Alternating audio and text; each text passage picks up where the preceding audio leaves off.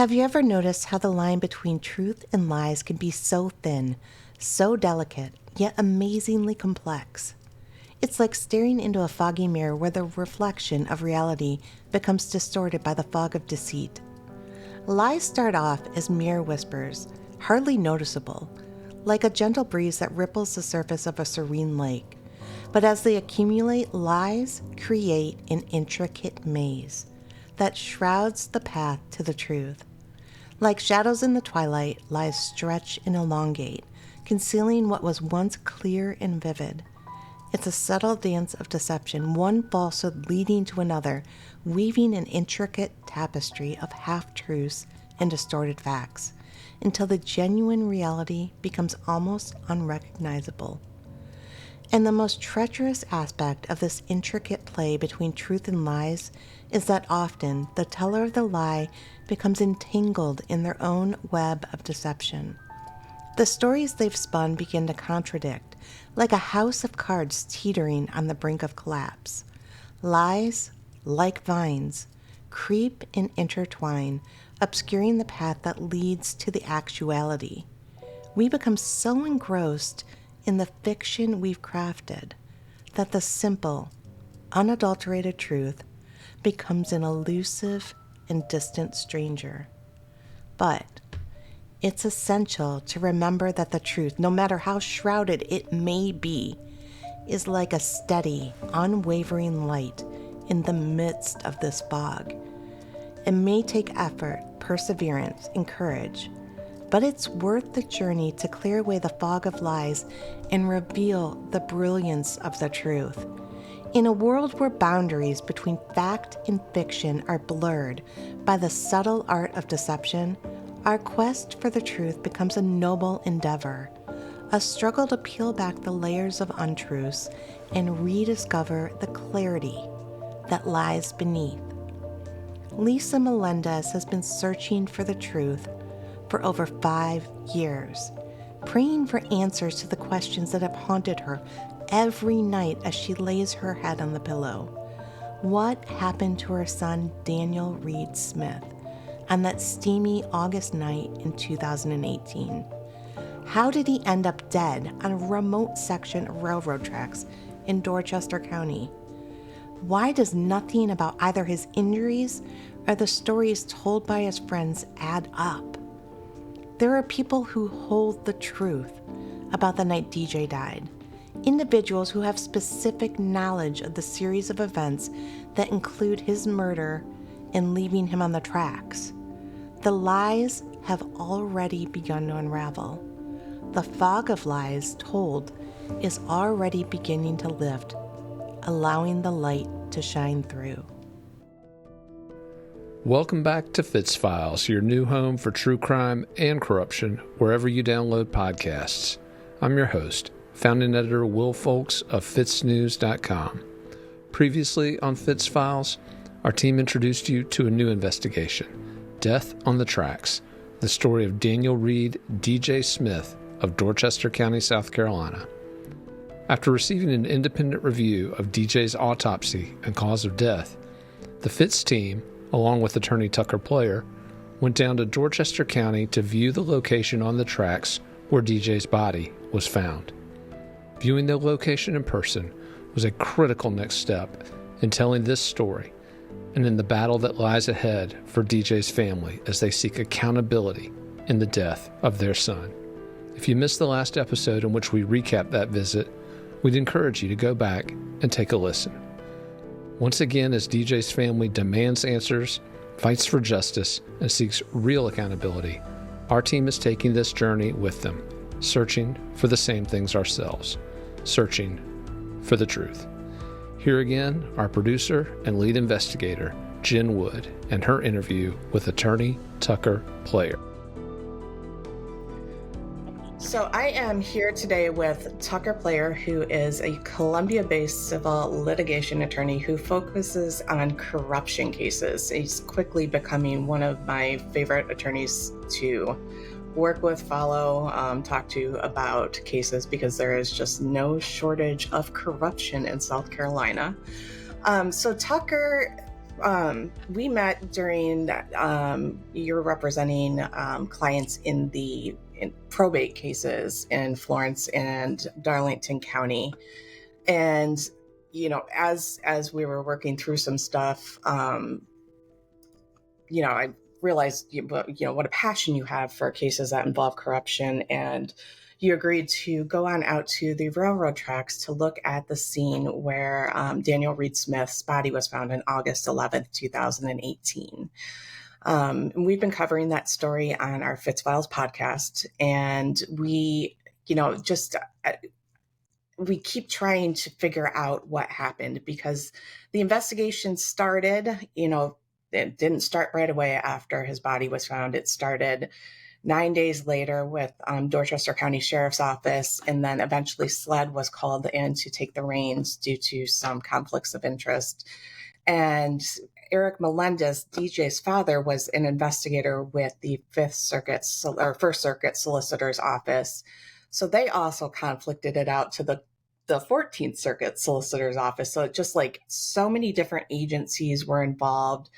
And looking through, the 250-page FOIA of the investigation that we got back from the 14th Circuit Solicitor's Office, we quickly realized things, what Eric and Lisa Melendez were telling us, things weren't adding up. And we, DJ's body, the way it was found, the injuries that he had didn't align with the conclusion that it was an accidental death by railroad or train hitting him.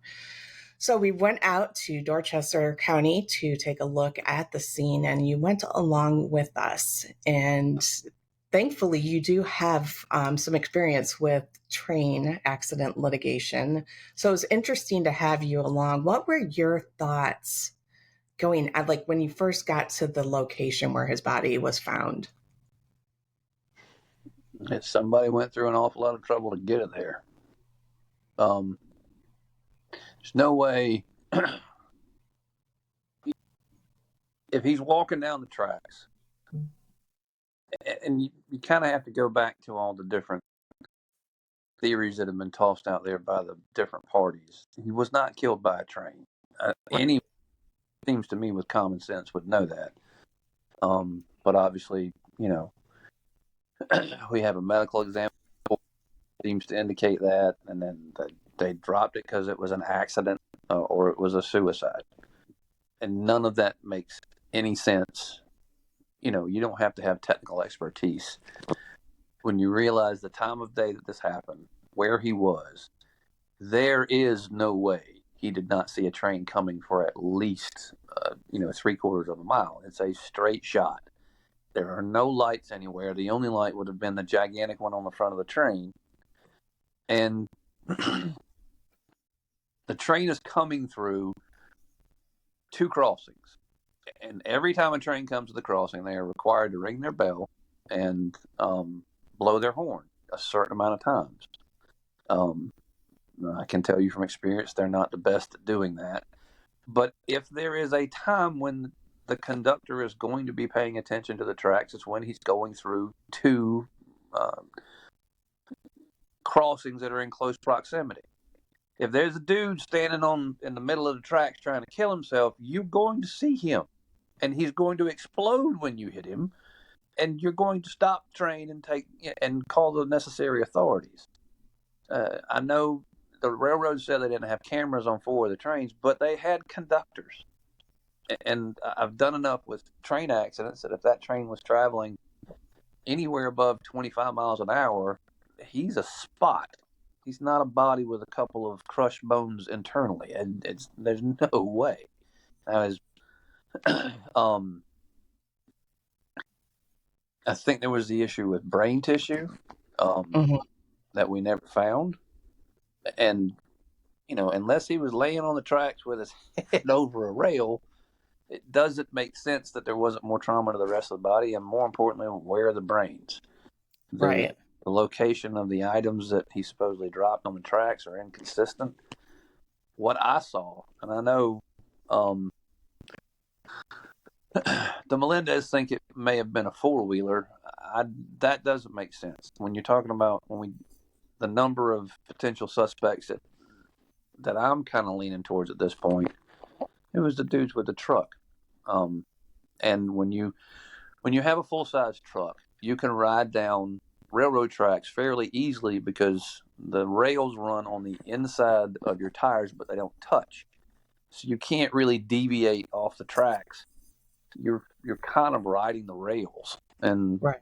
when we located the different crossings, I think you take the medical examiner's report, he was killed, most likely by blunt trauma from a motor vehicle. I think DJ was walking. I think the guys chased him from the party, ran him down, and then they had to do something with the body. And they figured, make it look like a train. Everybody saw him walking, make it look like an accident. And they went, put him in the back of a truck, drove down the tracks, and they could have done it within 5 minutes. And I think that's what happened. And when you get into the statements that were in the sled file from the different people that were at the party, and there is a definite group of people whose stories do not match, are highly suspicious, and had what we later determined they had some of DJ's stuff that he would not part with. And that means that it was taken from him. And considering all these people were with him on the night that he died, and they have his stuff, I don't know, that seems a little suspicious to me. But the ultimate problem that we have with DJ is he's, in the words of Succession, he's not a real person. Not a real person involved. He's, he's a thing, not a person. There's no political pressure. There's no money to make them pay attention to this. There wasn't any media coverage. There are allegations of drugs involved.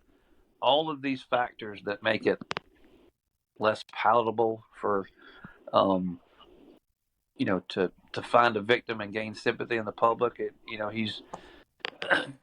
He's not somebody they're concerned about in terms of their priorities, and I think that's why he fell through the cracks with their investigation. But when you look at the independent medical examiner's report, that none of that surprised me.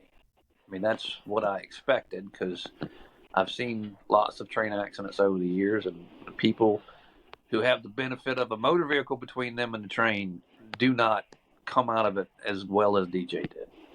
And when the camera shows that his body was between the tracks, and when Norfolk Southern's own liability guy says there's no way the train killed him, but that's what they go with, it doesn't make any sense to me.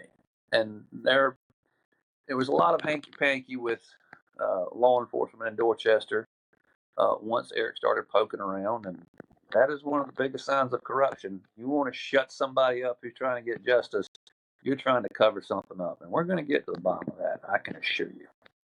So in terms of I've listened to the hours of interviews. Yeah, I have the audio, and a couple of things struck me. One of the biggest things that, as a mom, bothered me is, in a lot of the interviews, when they started out the interview, they would tell the person who, obviously is somebody they're interested in, person of interest. I don't know if that's even the right term, but one of the people who was with DJ that last night, they would tell them, we're here because, Daniel's mom is not happy with the investigation. And I was like, how do you, it just seemed unprofessional. The approach, it bothered me. And then there were a lot of things, when you go through all of these different statements, like you said, they don't align. There's no clear timeline. Everybody's contradicting each other. And there was no effort made to figure out where these individuals were that night. No cell phone data was pulled. No subpoenas were issued for other people's cell phones to see where they were. I did not see any geofence warrants. I feel like there's so much more could have been done to figure out what really happened after DJ walked out of that house. NRPI, not a real person involved. He was going through the motions. When he begins an interview that way, he either has no idea what he's doing as an investigator, or he has It's not at the top of his. He's going through the motions. Even if you're going through the motions, you don't tell the people you're going through the motions. That's moronic. Right. And it's hard for me to believe that he did that. He conducted what I would call a good faith investigation, because when you read the statements and they all say, "I wasn't there," "I'm glad I left," they all seem to reference this incident that Right. nobody saw but knew it happened, and there's no follow up. And they all say, "I'm here. No, I was here. No, I was here." They just went out to get gas. Well, it didn't show up until the next morning. And was there a rug replaced at this home? Why was it taken up and new varnish placed down? I mean, ride by. This ain't some place that's fancy. I mean, Right. they're not worried about aesthetics. But then there's conflicting stories about who removed the carpet and who put the varnish down and why it was done, and there's no follow up. It's like, Right. oh, I guess they're lying. Right. Like when you pulled the carpet up and put the varnish down, did you see anything? I mean, none of it makes sense. So the Melendez family, I think Daniel had the benefit of having a family who was knowledgeable enough to know that things weren't adding up. And I'm sure there's a lot of people that aren't. But they've retained you to help them get some sort of movement in this closed investigation. What can you do as an attorney? What are your plans? Well, I tend to be stupid and do stuff without getting paid. We do have an arrangement for them to pay as we go along, and I'll work with them any way I can. But it takes money. I mean, essentially, you're in an Right. OJ situation where the state screwed it up, as they did in the OJ case. But you always have, you can bring a civil action, and that's what we're going to do.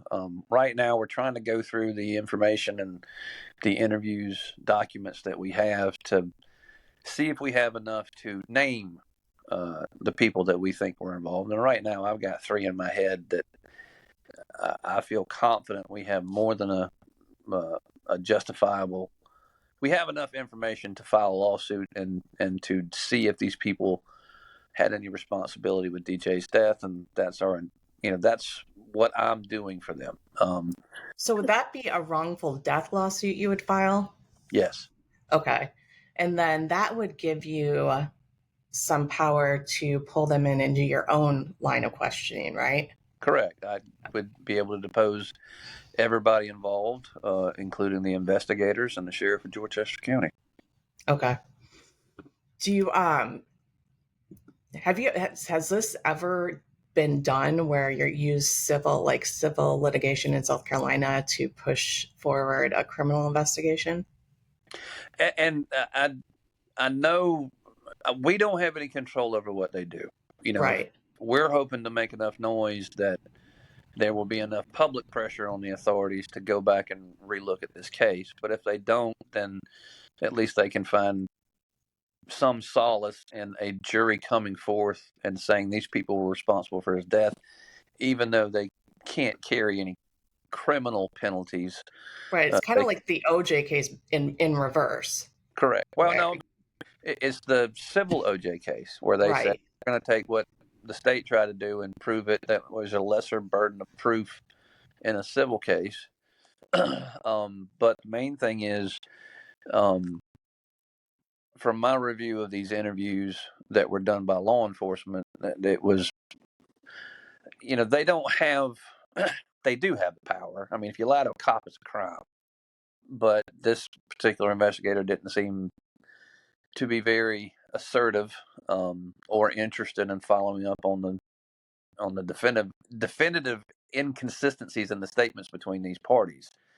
And the one thing that everybody knew is they were with Daniel the night he died, and their stories don't match, and they all reference something happened to Daniel. Nope, I don't think any person interviewed believed Daniel was killing himself or he was killed by accident on the tracks. That's not what they seem to intimate. What they seem to intimate is somebody did something, but it wasn't me. That's Right. what they say. And Right.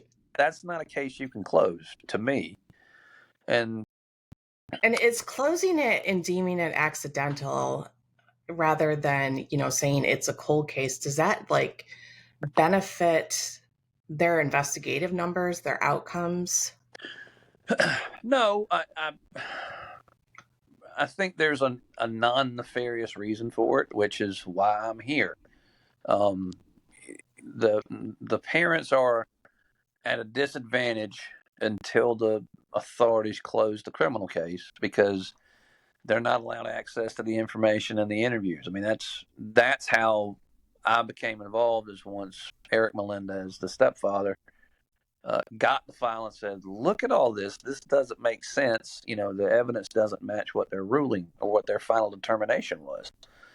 And it's put us at a disadvantage in terms of what information we're going to be able to gather. I mean, I don't think anybody's going to have geodata location information that we're going to be able to access from 5 years ago, but we'll do what we can. We'll dig what documents up. We'll find what documents we can to prove what we can. But I think the main focus of the wrongful death suit is to put the people that we feel were responsible in the hot seat and see how they survive. And I don't think they're going to survive very well. Okay, that makes sense. So do you have a timeline when you plan to start? Is that, I plan to file the lawsuit before the end of October. Okay. I need to sit down with Eric and figure out how many named parties we're going to sue, which I feel confident right now with 3. He may disagree with who I believe the main suspects are, but there will definitely be some John Does to be identified because I doubt this was an act limited to just 3 people. I think there were more people that knew, more people who had maybe an aiding and abetting aspect to it. But the first thing we'll do is try and figure out who the other John Does are involved in the situation and start following up on the investigation that SLED did. But the main thing to me is the medical examiner said he wasn't killed by. I mean, our medical examiner said he wasn't killed by a train. The train people said he wasn't killed by a train, but somehow the coroner found that he was killed by a train. And there may be some issues of a conflict of interest in that particular arena that I am going to pursue rather aggressively. Okay. Like the FITSNews team and the Melendez family, Player has ideas about what happened the night DJ died.